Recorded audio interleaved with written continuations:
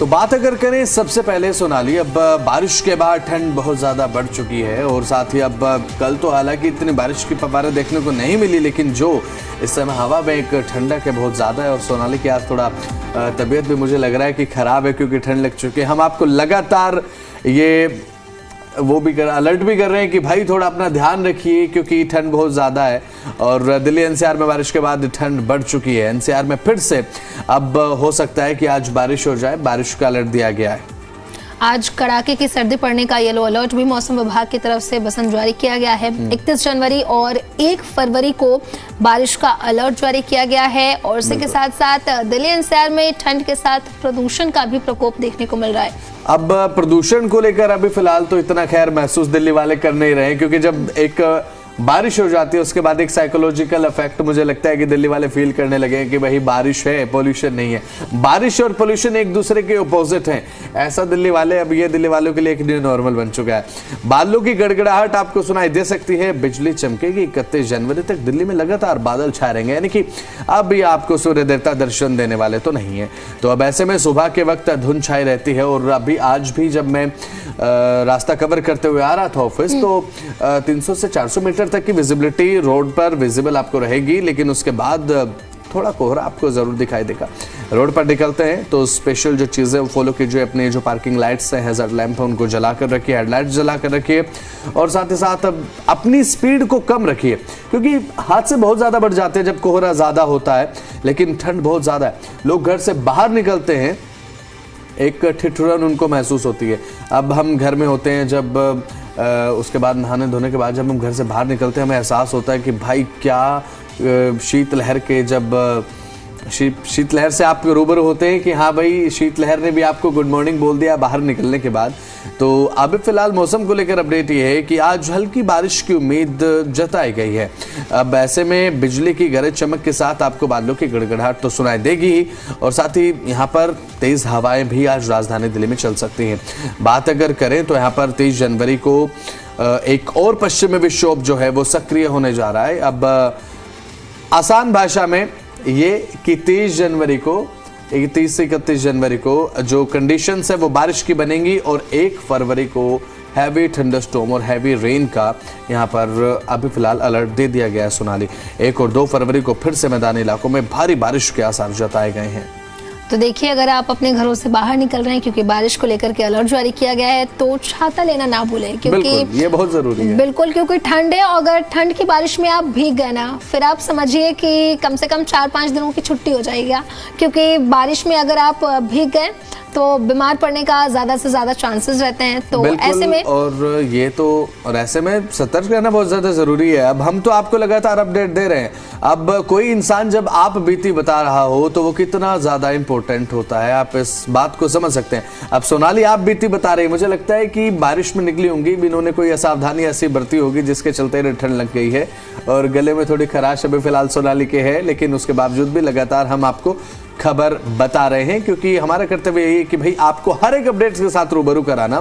अब सोनाली को तो ठंड लग चुकी है, आप अपना ध्यान जरूर रखें, आपको ठंड ना लगे, कपड़े गर्म पहन कर रखें और बाहर जाएं तो कोई ऐसा ना करे सोनाली की तरह कि बिना जैकेट पहने आप चले गए हैं, बिना गर्म कपड़े पहने आप चले गए हैं। आज दिल्ली का जो न्यूनतम तापमान रहेगा सोनाली वो रहेगा 8 से 9 डिग्री सेल्सियस के आसपास और जो बढ़ेगा तापमान धीरे धीरे दिन में तो वहीं आपको 16 से 18 डिग्री सेल्सियस तक राजधानी दिल्ली में तापमान देखने को मिलेगा। और यदि बारिश और हवाओं का सिलसिला जारी रहता है तो आने वाले दिनों में अब दिल्ली एनसीआर के लोगों को प्रदूषण से तो राहत मिल ही रही है क्योंकि आज इतना ज़्यादा पोल्यूशन नहीं है। और हाँ, एक और चीज़ यहाँ पर ये है कि अब दिल्ली वाले अब कैटेगराइज करने लगे हैं, अब धुंध और पोल्यूशन को एक कैटेगरी में रखने लगे हैं दिल्ली वाले। लेकिन आज आपको जो विजिबिलिटी कम दिखाई देगी वो केवल धुंध की वजह से, उसमें प्रदूषण ऐसा नहीं है, स्मोक की कोई चादर आपको देखने को नहीं मिलेगी क्योंकि हमने देखा कि पिछले 1 से 2 दिन में जो बारिश हुई, हल्की फव्वारे बारिश की, तो पोल्यूटेंट्स वो बैठ चुके हैं, पोल्यूशन बहुत ज़्यादा नहीं है, एयर क्वालिटी इंडेक्स बहुत ज़्यादा नहीं है। और अब ऐसे में उम्मीद ये है कि आने वाले समय में प्रदूषण से तो राहत मिले ही मिले और बारिश का सिलसिला अगर जारी रहता है तो साफ हवा होगी और आने वाले समय में ठंड भी हो सकता है कि थोड़ी कम हो जाए जब बारिश का सिलसिला थमेगा तब। बिल्कुल सही कह रहे हैं बसंत आप। तो बच के रहिए ठंड से, और साथ ही साथ बारिश को लेकर के भी अलर्ट जारी किया गया है। अब इसी के साथ बसंत हम खबरों में आगे बढ़ते हैं और बात करते हैं कि दिल्ली नगर निगम ने इतिहास रचते हुए पहली बार फायदे का बजट पेश किया है। और ये फायदे का बजट इसलिए कहा जा रहा है अब क्योंकि आपकी उम्मीदें तो बहुत होंगी ना दिल्ली के बजट से, हमारी भी उम्मीदें दिल्ली के बजट से जो थी, अब हर बार तो उम्मीदें सभी पूरी नहीं होती है सोनाली। जब आप बजट से उम्मीदें रखते हैं ना, तो आपकी हर उम्मीद अगर पूरी कर दी जाएगी तो आपकी उम्मीदें ही पूरी करने में सरकार और एमसीडी रह जाएगी, मुझे ऐसा लगता है। तो कुछ उम्मीदें पूरी जरूर हुई हैं, लेकिन कुछ उम्मीदें अभी रास्ते में चल रही हैं, धीरे धीरे कदम ताल करते हुए, क्या पता अगले साल पूरी हो। तो यहाँ पर फायदे का बजट इसलिए है क्योंकि अब एमसीडी ने ये सोचा है कि अब केवल खर्च करने की बजाय हम इस बजट को इस तरीके से फ्रेम करें कि आमदनी भी ज्यादा हो। एमसीडी की आमदनी, लोगों की नहीं। इस बात को थोड़ा ध्यान से सुनिएगा कि एमसीडी ने फायदे का बजट इसलिए पेश किया है कि अब इस बजट के माध्यम से एमसीडी ये चाहता है कि आने वाले वित्त वर्ष में एमसीडी की आय भी बढ़े, केवल खर्च न करना पड़े। स्थायी समिति अध्यक्ष सत्या शर्मा ने इसे आत्मनिर्भर एमसीडी की दिशा में एक मजबूत कदम बताया है, क्योंकि आय बढ़ेगी तो एमसीडी आत्मनिर्भर भी बनेगा। बजट में सीधा संदेश, अब निगम सिर्फ खर्च नहीं करेगा बल्कि विकास और पर्यावरण सुधार का मॉडल भी बनेगा। अब ऐसे में दिल्ली की बिगड़ती हुई हवा को सुधारने के लिए सभी संबंधित विभागों को जोड़कर एक विशेष ग्रुप ऑफ डिपार्टमेंट भी बनाया जाएगा, जो कि साल भर प्रदूषण नियंत्रण योजनाओं पर काम करेगा। जैसा कि हम लगातार भी बात कर रहे हैं और हम लगातार अपने दिल्ली वाले रेडियो टीवी शो में ये बात कहते हमें बहुत समय हो चुका है कि हमें पूरा का पूरा साल इस पर काम करने की जरूरत है। केवल अक्टूबर नवंबर के महीने में हम अगर ये ध्यान देंगे कि दिवाली आ रही है और प्रदूषण ज्यादा बढ़ेगा, क्या कदम उठाया जाए, अगर अक्टूबर नवंबर से आप कदम उठाना शुरू करते हैं तो ये इम्पॉसिबल है कि आप पोल्यूशन को कंट्रोल कर पाएं। तो इसीलिए अब एमसीडी ने इस बजट में सीधे तौर पर यह कहा है कि एक विशेष ग्रुप ऑफ डिपार्टमेंट बनाया जाएगा, जो कि पूरे साल प्रदूषण को लेकर जो योजनाएं चलती हैं उन पर काम करेगा। योजनाएं बनेंगी, धरातल पर लागू होंगी। एक तो ये आपकी उम्मीद तो पूरी ये तो हो गई है कि भाई प्रदूषण पर अब पूरे साल काम होगा। सड़कों पर धूल नियंत्रण, निर्माण स्थलों की जो सख्त निगरानी है वो होगी। अब साफ सफाई को लेकर एक जो आप उम्मीद कर रहे थे कि साफ सफाई राजधानी दिल्ली में बढ़नी चाहिए, तो साफ सफाई को लेकर भी विशेष तौर पर यहाँ पर ध्यान दिया गया। तीनों लैंडफिल साइट विशेष तौर पर, क्योंकि जब हम दिल्ली का जिक्र करते हैं ना सोनाली, तो सबसे पहले यही आता है। जब हम करनाल बाईपास से हरियाणा की तरफ से आते हैं तो कूड़े के पहाड़ के साथ स्वागत होता है। तो तीनों लैंडफिल साइट, इसमें आपका भलसवा लैंडफिल साइट है, गाजीपुर लैंडफिल साइट है और ओखला का लैंडफिल साइट कूड़ा मुक्त कर वहां पर ग्रीन जोन और जन सुविधाएं विकसित की जाएंगी। और साथ ही एक सड़क एक दिन योजना के तहत रोज एक प्रमुख सड़क का समग्र कायाकल्प भी किया जाएगा, यानी कि रोजाना किसी एक सड़क को चिन्हित करना और उसके बाद उस सड़क को पूरे तरीके से ठीक करना। कहीं अगर गड्ढे है तो वहां पर एक इस तरीके से पैच लगाना जो कि पूरे तरीके से अलाइनमेंट हो, कंपैटिबल हो। तो ये मुझे लगता है कि एक अच्छी चीज इस बजट में है। अगर आप चाहते हैं कि इस बजट में मतलब आपके लिए कुछ ऐसा विशेष हो जिससे सीधे आपकी जेब पर असर पड़े, तो वैसा अब इस बजट में इस साल तो देखने को नहीं मिला है। तो देखिए बसंत, बजट में शिक्षा और सुरक्षा पर भी विशेष जोर दिया गया। जरूरी भी है ये। स्कूलों में सीसीटीवी, इसी के साथ साथ स्मार्ट क्लास, स्वास्थ्य जांच और योग को प्राथमिकता दी गई है। हर वार्ड में आपको बता दें कि सामुदायिक भवन, साथ ही साथ सीनियर सिटीजन सेंटर और महिला पार्क बनाने की भी घोषणा की गई है। और इसी के साथ साथ कर्मचारियों के नियमितीकरण और साथ ही साथ पार्षदों की विकास निधि बढ़ाने और ग्रामीण क्षेत्रों को संपत्ति कर में राहत जैसे फैसले इस बजट में लिए गए हैं। हाँ बिल्कुल, विधायकों की जब विधायक निधि बढ़ती है ना सोनाली, तो अब उनके पास जो विकास निधि बढ़ती है, माफ कीजिएगा, विकास निधि जब बढ़ती है तो उनके पास एक वो उनकी जो लिमिट है वो एक्सटेंड होती है। फॉर एग्जाम्पल, अगर आपके पास है कि आप 5 करोड़ के विकास कार्य करवा सकते हैं, तो उसके बाद आप ये डिसाइड करेंगे कि 5 करोड़ में कौन कौन से विकास कार्य आप करवा सकते हैं, उसके हिसाब से आप खर्च करते हैं। लेकिन उसको अगर 5 करोड़ से बढ़ाकर 8 करोड़ या फिर 10 करोड़ कर दिया गया है, तो कोई भी विधायक जो है अपने विधानसभा क्षेत्र में ज्यादा विकास करवा पाएगा। एक ये इस बजट में महत्वपूर्ण चीज देखने को मिली है। और साथ ही साथ अब ये बजट सीधे तौर पर, क्योंकि एमसीडी के बजट से लोग ये उम्मीद करते हैं कि हमारी जेब पर कम से कम असर पड़े, ये बहुत कम देखने को मिलता है। आम सुविधाओं को लेकर ये बजट होता है। अब 17,044.06 करोड़ की आय का लक्ष्य रखा है एमसीडी ने, जबकि अब जो फिलहाल 16,697.56 करोड़ रुपए का व्यय का अनुमान है, इतना खर्च होगा। आय थोड़ी ज्यादा रखने का लक्ष्य रखा गया है कि आय थोड़ी ज्यादा हो, इसलिए आत्मनिर्भर बजट के तौर पर इसे फिलहाल देखा जा रहा है। अब आय बढ़ेगी कैसे, वो देखिए, पार्किंग, विज्ञापन और बाजारों से आमदनी बढ़ाने का यहाँ पर लक्ष्य एमसीडी ने रखा है। अब जो पार्किंग एरियाज हैं वहाँ पर हो सकता है कि पार्किंग शुल्क बढ़ा दिया जाए, और अगर ऐसा होता है तो वहाँ पर सुविधाएं भी बढ़ाई जाएंगी। सुविधा बढ़ाने के माध्यम से अपनी आय को जनरेट करने के बारे में एमसीडी ने सोचा है। तो चलिए इसी के साथ अब खबरों में आगे बढ़ते हैं। बजट को लेकर हमने आपको बताया कि राजधानी दिल्ली का जो बजट एमसीडी का वो क्या रहा, तो इसी के साथ बढ़ते हैं आगे। सोनाली, तो चलिए अब बात करते हैं एक और बड़ी खबर की। आपको बता दें कि राजधानी दिल्ली के लोगों के लिए बहुत ही बड़ी राहत की खबर सामने आई है। दक्षिण पश्चिम दिल्ली में ट्रैफिक जाम की पुरानी समस्या को कम करने के लिए लोक निर्माण विभाग यानी कि पीडब्ल्यूडी एक नए फ्लाईओवर की योजना पर काम कर रहा है। ये प्रस्तावित फ्लाईओवर NH-48 महिपालपुर के पास से शुरू होकर बिजवासन रेलवे ओवरब्रिज तक बनाया जाएगा।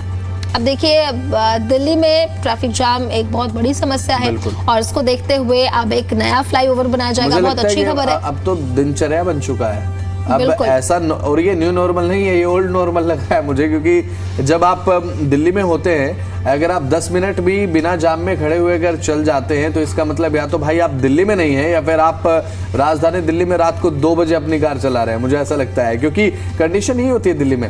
आप अगर बाइक पर भी निकलते हैं ना तो 10 मिनट आप नहीं विदाउट ब्रेक चल सकते हैं दिल्ली में। ये चैलेंज मेरे दोस्त, मुझे अभी भी याद है, अभी 2 से ढाई महीने पहले की बात है, मेरे दोस्त ने मुझे चैलेंज किया था कि दिल्ली में कोई भी ऐसा इलाका बिना तुम एक्सेलेरेटर छोड़े अपना गाड़ी जो है वो चला नहीं सकते हो। मतलब ब्रेक अप्लाई आपको करना ही पड़ेगा, रुकना ही पड़ेगा आपको। जाम कहीं ना कहीं देखने को मिलेगा, ट्रैफिक सिग्नल आपको देखने को मिलेगा, और वो चैलेंज आज तक मैं पूरा नहीं कर पाया हूँ। अभी तक भी वो चैलेंज पूरा नहीं हुआ है कि 10 मिनट मुझे अपनी बाइक रोड पर जाम की वजह से रोकनी ना पड़े, दिन में अगर हम चल रहे हैं तो, चाहे आप दोपहर में चलें। और ये चैलेंज अब तक मैं पूरा नहीं कर पाया हूँ, अब देखने की बात है। और ये जो फ्लाईओवर जिसकी जानकारी सोनाली ने दी है, जब ये बन जाएगा, इसके बनने से होगा क्या, हम आपको बताते हैं कहां से कहां तक असर होगा। नजफगढ़ और कपासेरा रोड पर लगने वाले लंबे जाम से लोगों को राहत मिलेगी, और इस हाईवे पर एक जो पैच है वो सीधे तौर पर लोगों को प्रभावित करता है। यहाँ पर 30 से 35 मिनट का जो जाम है वो अक्सर देखने को मिलता ही रहता है। करीब 15 से 16 किलोमीटर लंबी इस सड़क पर पिछले 1 दशक से यातायात का दबाव लगातार बढ़ता जा रहा है। खासकर NH-48 यानी कि 48 और द्वारका एक्सप्रेसवे के बीच का हिस्सा सबसे ज्यादा प्रभावित रहता है। यही वो पैच है जहां पर लोगों को 30-30, 35-35, 45-45 मिनट तक जाम में खड़ा होना पड़ता है। मौजूदा 800 मीटर लंबे बिजवासन फ्लाईओवर के कारण भी यहाँ पर अक्सर जाम की स्थिति बनती है। तो अब थोड़ा सा खुश हो जाइए, लेकिन अभी फिलहाल फ्लाईओवर बनने में थोड़ा समय लगेगा, और लेकिन उसके बाद हो सकता है कि आप जाम फ्री राजधानी दिल्ली देखें। अब मुझे लगता है ना कि एक सपना है सभी का कि भाई जाम मुक्त दिल्ली क्या हम कभी देख पाएंगे या नहीं, क्या लगता है सोनाली, आपको ऐसा होगा? आप हो सकता है, क्योंकि सरकार की तरफ से लगातार इसको लेकर के अब ये नया फ्लाईओवर बनाया जा रहा है, और मुझे लगता है कि आपने जो अपने दोस्त के साथ चैलेंज किया था इस फ्लाईओवर बनने के बाद, हो सकता है कि आप पूरा कर पाए। अब चलिए बसंत, इसी के साथ खबरों में हम आगे बढ़ते हैं और एक और बड़ी खबर की हम बात करते हैं। देश के प्रमुख शैक्षणिक संस्थानों में शामिल IIT दिल्ली ने एक नई मिसाल कायम कर दी। बसंत, बताइए कि वो क्या नई मिसाल है? बिल्कुल, और अपने पुराने छात्रों यानी कि एलुमनाई की मजबूत भागीदारी से IIT दिल्ली ने अब 477 करोड़ रुपए का अब एंडाउमेंट फंड तैयार कर लिया है, जिसमें 338 करोड़ रुपए की जो राशि है वो संस्थान को प्राप्त हो चुकी है। और IIT दिल्ली के निदेशक प्रोफेसर अब रंगन बनर्जी ने सीधे तौर पर बताया कि संस्थान की जो शुरुआत है वर्ष 1961 में 150 छात्रों के साथ हुई थी। ये जान लीजिए आप, IIT दिल्ली जो है 1961 में शुरू हुआ मात्र 150 छात्रों के साथ, और आज इसके पूर्व छात्रों की संख्या जो पढ़कर निकल चुके हैं, जो एलुमनाई हैं, उनकी संख्या है 67,000। यहाँ पर बात अगर करें तो यहाँ पर 66,000 माफ कीजिएगा सोनाली, और जो दुनिया भर में प्रभावशाली भूमिकाओं में काम कर रहे हैं और आईआईटी से जो निकलता है सोनाली, तो मुझे सीधे तौर पर ये लगता है कि कहीं ना कहीं वेल सेटल ज़रूर हो जाता है। ये तो एक बात अगर करे विचार भी है। कई लोगों से आप पूछते हैं कि हाँ भाई कौन कहाँ पढ़ाई कर रहा है, अगर सुनने में आते हैं कि आईआईटी दिल्ली में पढ़ाई कर रहा है तो उनके मन में छवि बन जाती है कि हाँ ये बंदा वेल सेटल होगा 1 से 2 साल बाद और लाखों में इनकम होगी, और ये होता भी है। बिल्कुल बसंत, मेरे बहुत सारे फ्रेंड्स हैं जो आईआईटी से पढ़े हैं और आज they are working in a very good company, और काफ़ी अच्छी चीज़ है। बिल्कुल सही कहा आपने कि वेल सेटल्ड वो आज हैं। तो फाउंडेशन डे के मौके पर अगर हम बात करें तो आईआईटी दिल्ली के एलुमनाई इम्पैक्ट रिपोर्ट भी जारी की गई है, जो देश के किसी भी आईआईटी द्वारा पहली बार प्रकाशित की गई है। तो ये भी एक बहुत बड़ी बात है। इस अवसर पर माइक्रोन टेक्नोलॉजी के कोऑपरेटिव वाइस प्रेसिडेंट और आईआईटी दिल्ली के पूर्व छात्र डॉक्टर गुरतेज एस संधू मुख्य अतिथि के रूप में भी शामिल हुए हैं।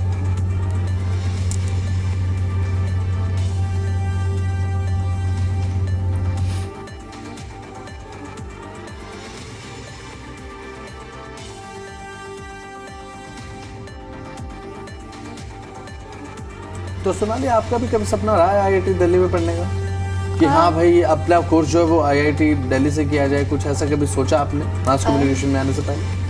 नहीं पसंद, कभी मैंने सोचा तो नहीं। हाँ, डॉक्टर बनने का जरूर सोचा था मैंने, लेकिन आईआईटी में कभी जाने का नहीं सोचा। आपका कभी सपना रहा? डॉक्टर बनने का सोचा था सोनाली ने, और होता ये है ना कि जब हम 4 से 5 साल तक होते हैं, 4 से 5 साल तक बच्चों को डॉक्टर बनना होता है, फिर 5 से 10 साल तक बच्चों को पायलट बनना होता है, फिर 10 से 15 साल के बीच में आते हैं वो सोचते हैं हम कोरियोग्राफर बन जाएं या फिर हम एक्टर बन जाएं। अलग अलग 5-5 साल के बाद, 3-3 साल के बाद जो सपने बदलते रहते हैं। जो बहुत छोटी होगी सोनाली, मुझे लगता है कि जब सोचा होगा कि डॉक्टर बनना है, फिर समय के साथ चीज़ें पता चलती गई, खुद के बारे में हमें पता चलता रहता है, तो हमें पता चल जाता है कि हम क्या कर सकते हैं और क्या नहीं कर सकते।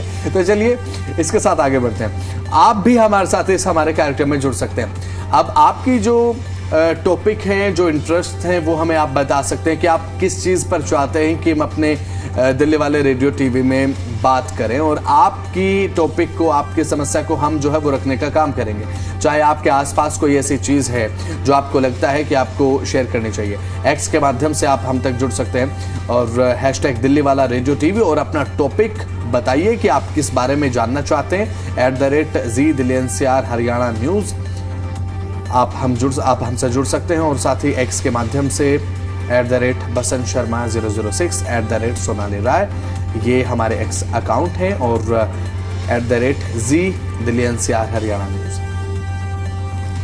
तो अगर आप भी चाहते हैं कि हम आपसे जुड़े हुए कोई मुद्दे उठाएं, हालांकि इस शो में हम आपसे जुड़े हुए ही मुद्दे उठाते हैं, तो कोई भी मुद्दा हो आप हैशटैग दिल्ली वाला रेडियो टीवी पर आप जाइए, उसे सर्च कीजिए और वहां जाकर के आप हमें कमेंट कीजिए सोशल मीडिया पर, और नेक्स्ट डे ही हम उस मुद्दे पर ज़रूर इस शो में बात करेंगे।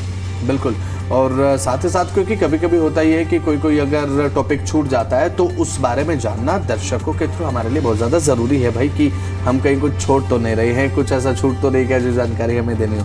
तो चलिए इसी के साथ खबरों में आगे बढ़ते हैं। बात करते हैं एक ऐसे इंटरेस्ट को लेकर जिस पर लोगों की विशेष तौर पर निगाहें बनी हुई है, वो है गोल्ड एंड सिल्वर। सोना और चांदी आपके आकर्षण का केंद्र बन चुका है। गोल्ड की कीमत है 1,67,000, थोड़ा बढ़ चुका है 10 ग्राम के हिसाब से, 24 कैरेट की कीमत है, और चांदी की कीमतें सोनाली 3,80,100 रुपए हो गई।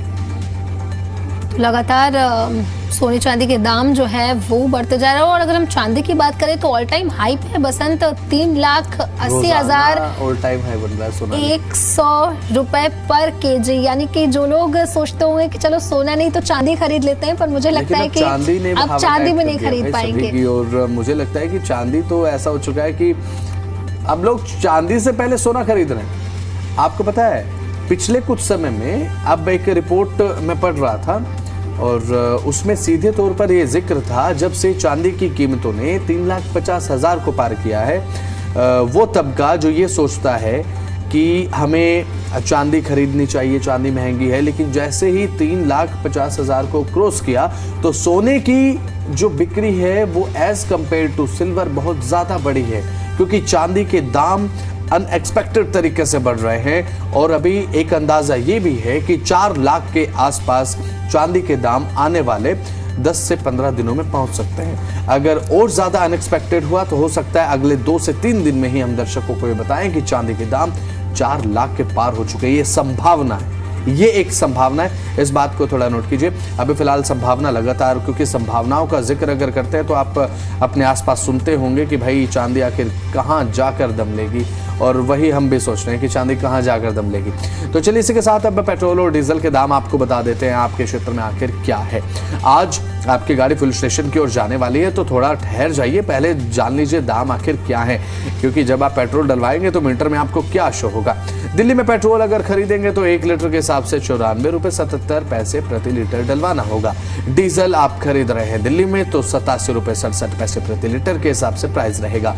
और सीएनजी की लंबी कतारों में रुकते आपको जब आपकी गाड़ी का नंबर आएगा तो आपके सामने मीटर में शो होगा 77.09 रुपए प्रति किलोग्राम के हिसाब से, क्योंकि सीएनजी की लाइनें लंबी होती है।